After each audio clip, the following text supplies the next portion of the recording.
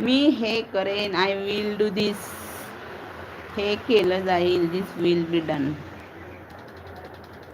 मी हे करेन, I will, WILL do this, DOTHIS, I will do this. मी हे करेन, आय विल डू धिस. रोज वेगवेगळं शिकायचं. कसं आपण स्वयंपाक पोटाला आपल्याला लागतं, काय काय खायला.